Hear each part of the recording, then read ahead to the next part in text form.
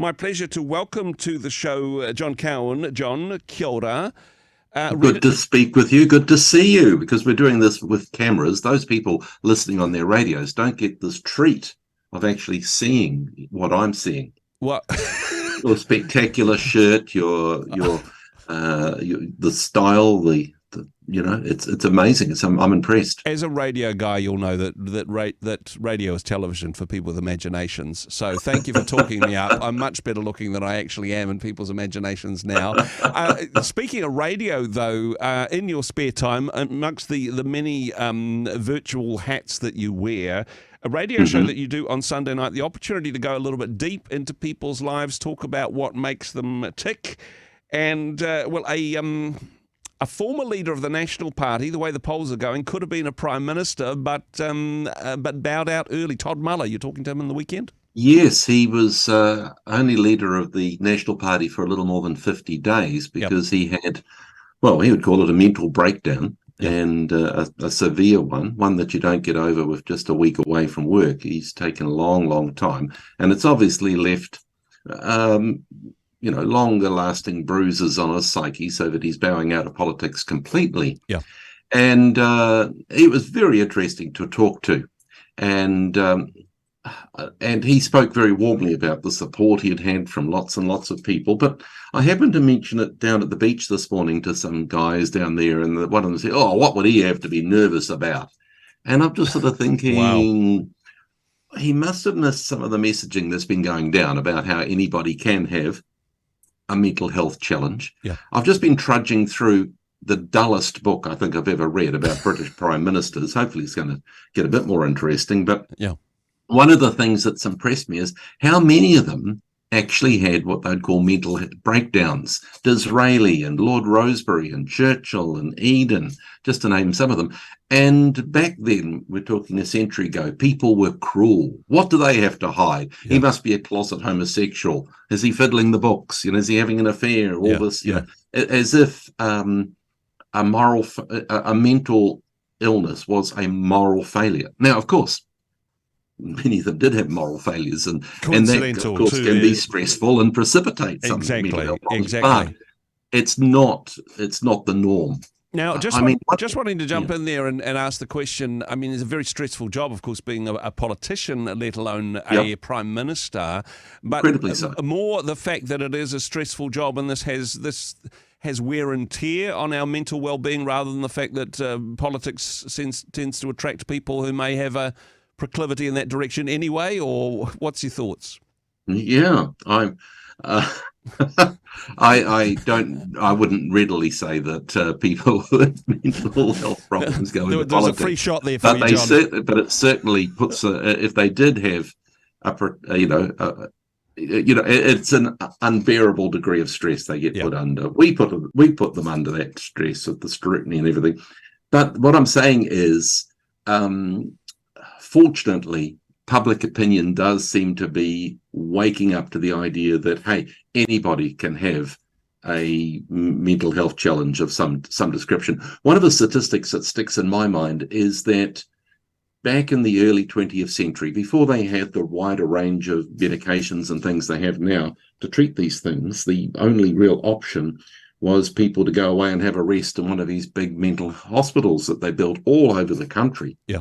When you look at them, Kingseat and Carrington and Lake Alice and Seacliff, Cherry Farm, and all over the country, there was these huge mental hospitals. 1 in 6 New Zealanders spent time in a mental hospital. Wow. 1 in 6. And, but of course, people never talked about it. Auntie's gone away for a rest or something, they'd use some euphemism to describe it. Yeah. And yet, so I'm amazed it's so common that, probably everyone listening has had some brush with mental health challenges, either themselves or their family. Yeah. And yet, still, there's one of the biggest problems is not so much now, I suppose, a condemnation, but it is very common for people to say one of the worst things about having a mental health problem is the sense of isolation and loneliness as friends withdraw. Maybe there's not the condemnation in the sense that they are having a moral failure, but people do stay away.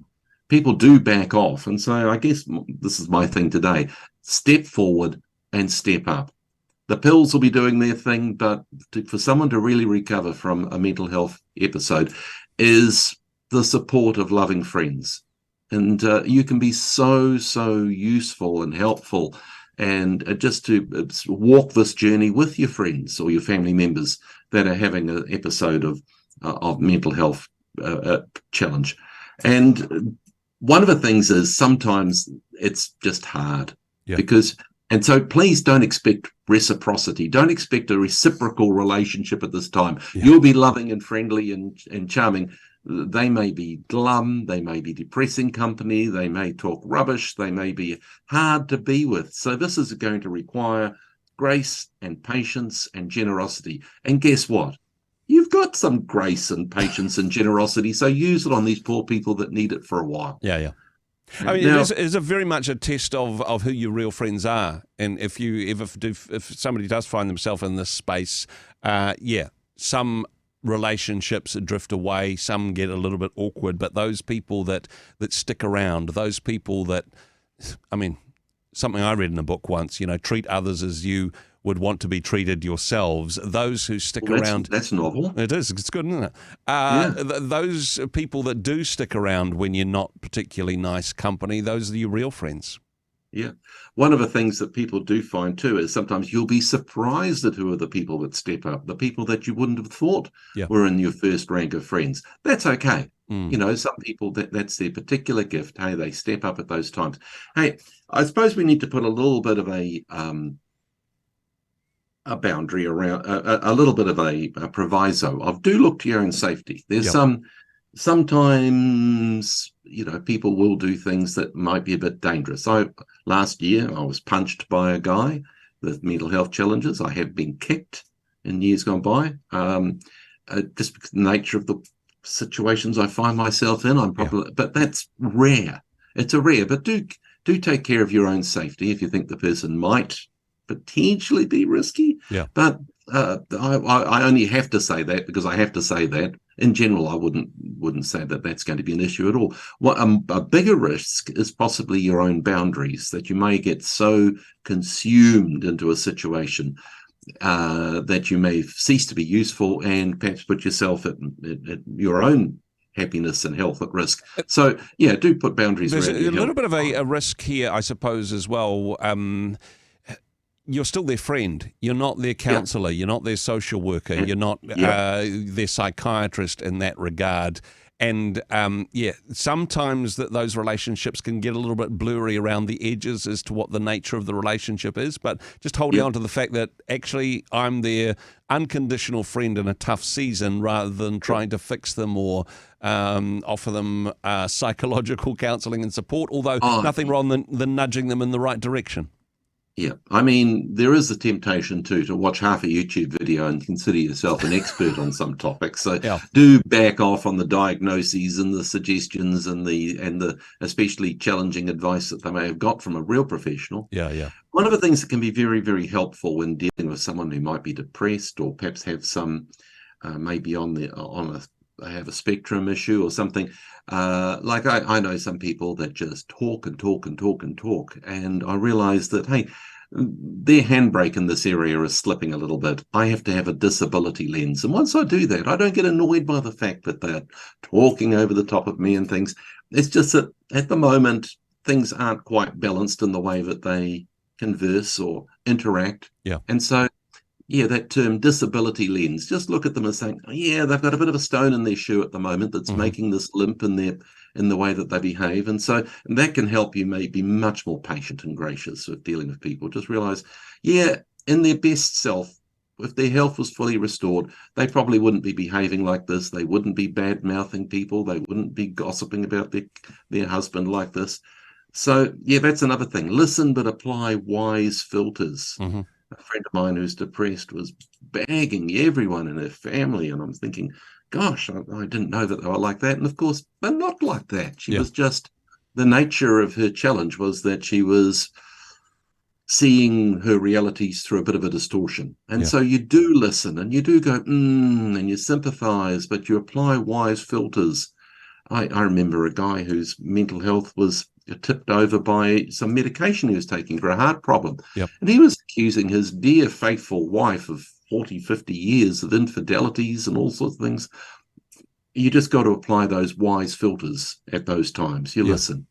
John, you talked about your own making sure that we're safe, but it is, I suppose, in the back of our mind, particularly if somebody has, it's a degenerative or a chronic condition, or they seem to be spiraling down, concerns about their health, whether or not they're safe, whether or not support is what they need, or possibly a more serious intervention. Again, difficult to get that balance right.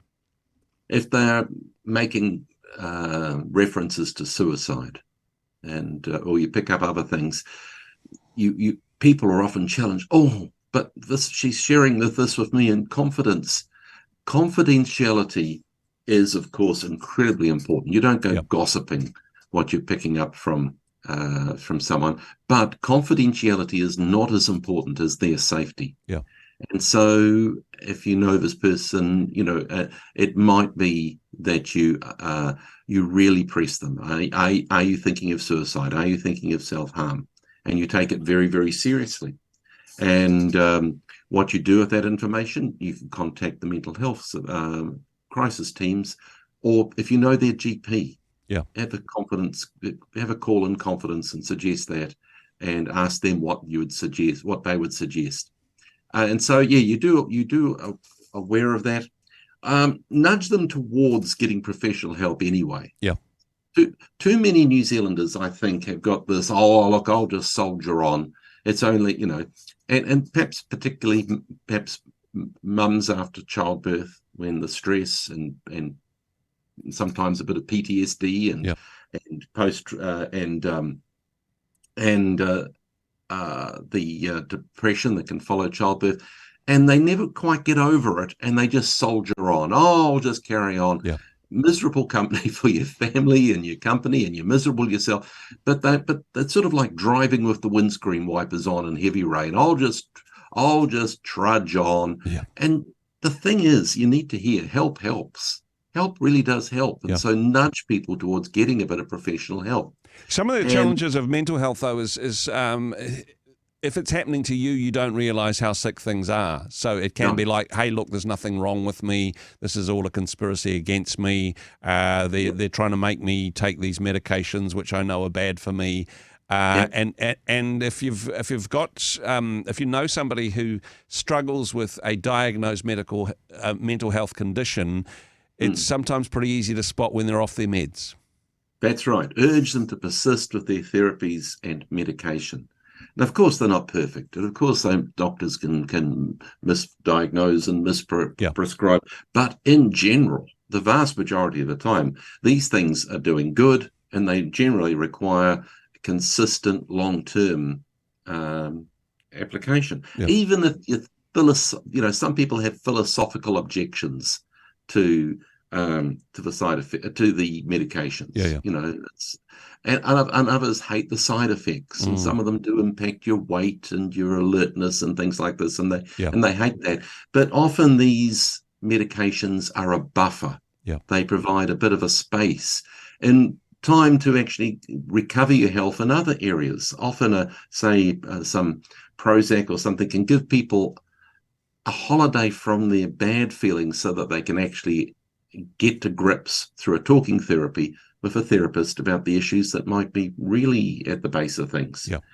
And just finally, I know this is a huge topic. There's all sorts of things we could talk about, and I suggest that people do talk about it, particularly if someone that knows what they're talking about, as opposed to myself, is think of their family. What's it like for this person's husband or wife or kids?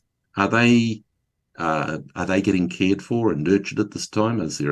Are they needing a bit of support? Are you needing to have open a side channel to them just to make sure that they're being looked after? So think of the wider picture, because they'll be under a lot of stress too. Often bearing the brunt of meltdowns and some difficult behaviour in that space.